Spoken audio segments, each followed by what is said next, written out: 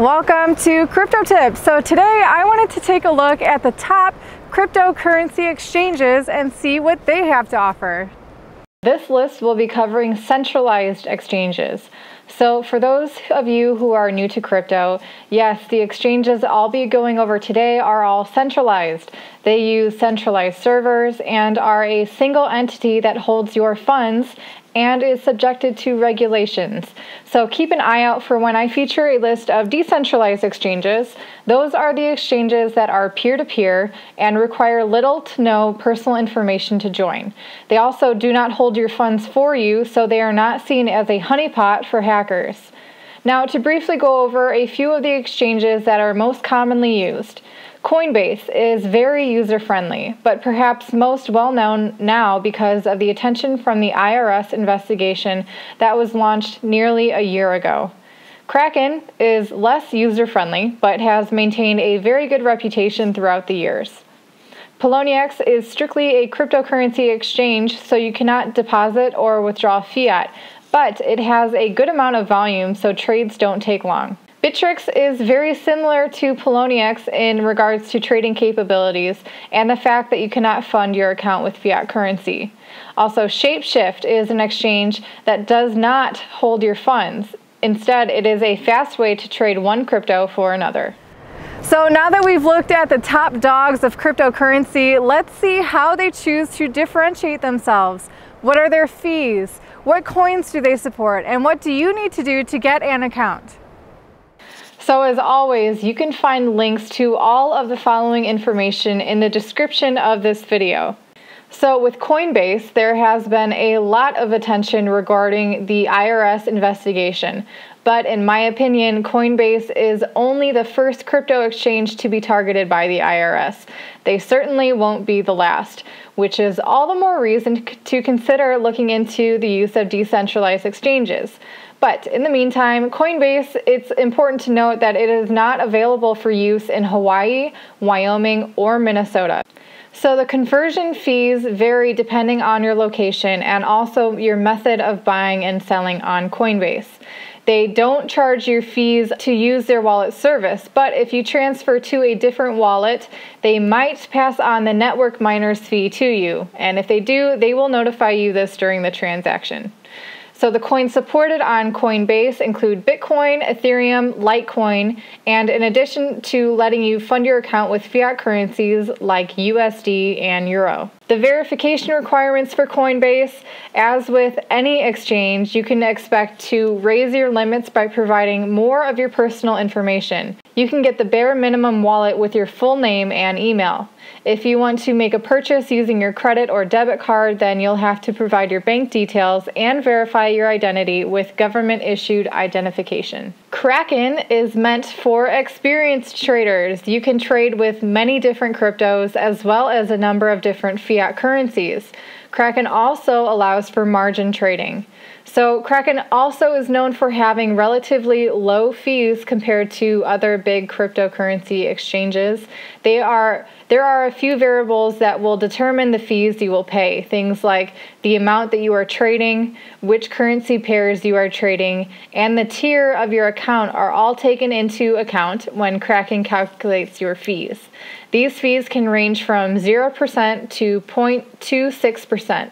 Both the buyer and the seller pay a fee, but the buyer pays a higher fee. Now, the coins supported on Kraken, they have a list of 17 cryptocurrencies, and they also accept deposits and withdrawals with fiat currencies like USD, Euro, the British pound, Canadian dollar, and Japanese yen. So for a basic trading account on Kraken, you'll need to provide your full name, your address, your phone number, and date of birth. If you want access to advanced trading options, be prepared to supply them with a government-issued ID, and if you're in the US, you'll need to provide your social security number. Now, as I mentioned earlier, Poloniex is an exchange that deals with a lot of volume, which is good for making trades, but a few months ago, it reached the point where the Poloniex team was actually unable to handle the drastic surge in users, causing trades to come to a halt. Mix that with severely delayed customer service, and this of course resulted in a whole bunch of panic and a drop in faith in the exchange itself. That being said, Poloniex is still a very popular exchange that offers advanced trading options like margin trading and lending as well. So the fees on Poloniex are determined by the last 30 days of trading volume on your account. The higher the volume, the more the fees are reduced. So they can range from 0% to 0.25%.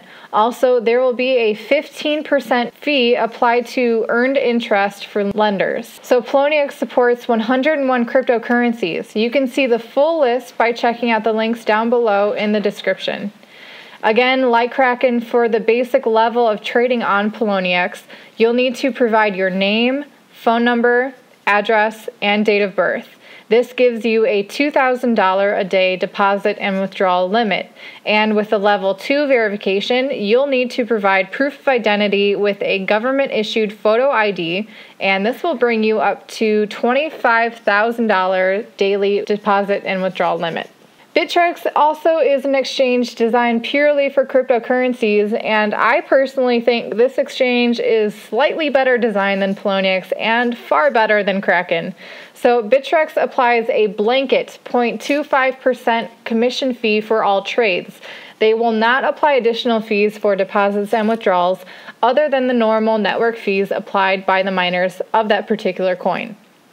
Bittrex has an impressive list of 257 coins that are available to be traded, and for their basic account, you'll need to provide your name, address, and date of birth.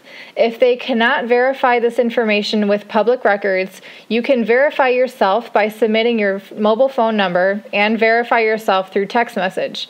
Also, their enhanced account requires you to submit a scan of your ID plus a selfie. So Shapeshift is similar to a decentralized exchange in that they do not hold any of your funds. They basically act as a medium for your trades. Shapeshift does not apply any exchange or service fees. They will only pass on the miner fees to you. However, I highly suggest checking out the exchange rate that they give you, since this is how they make money. Shapeshift is easy and convenient, but you may pay in other ways like poor exchange rates, so it's always smart to double check this if it is important for you to save money. And there is a total of 55 different coins currently available to be traded using Shapeshift. There is no identification required. All you need is the address of the coin you currently hold and an address of the coin that you would like to trade for. So I'd like to cover a few more, but for the sake of time, I'll just strongly encourage you to check out these other exchanges. Bitfinex is perhaps the most advanced crypto exchange with a healthy list of trading options, so if that's something that interests you, definitely check out Bitfinex. However, it's important to note that very recently they've expressed their intentions to remove their services from US citizens. Cryptopia is an exchange that lists just under 1,000 cryptocurrencies. Now, the volume isn't always impressive or helpful, but you've got to admit that the amount of coins is noteworthy. What else is noteworthy about Cryptopia is the fact that it's also a place where you can sell anything to anyone for cryptocurrency. There is also always local Bitcoins, and this is your best bet to buy cryptocurrency if your local fiat currency isn't accepted on the major exchanges. This is a site that connects buyers and sellers who are in the same area so that they can meet in person to conduct the transaction. Or you can always organize a deposit into a bank account. Local Bitcoins then hold the Bitcoin in their escrow service until the seller confirms that the transaction has indeed taken place. Again, I know I've presented you with a whole bunch of information, so I've also including all of the links to these information down below in the video description, so feel free to check that all out and take advantage of the research that I've done for you today.